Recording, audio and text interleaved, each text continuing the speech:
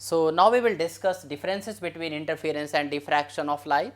See here, the first main difference between these two, interference takes place between the two light waves coming from the two sources, two coherent sources, whereas diffraction takes place due to mutual interference of the secondary wavelets coming from the same wavefront only.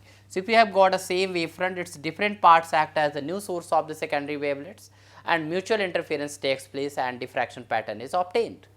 Another one, in interference pattern, all the maximum points have got the same intensity almost, whereas in the diffraction pattern, all maximum points do not have the same intensity. Intensity keeps on reducing, central maximum has got the maximum intensity.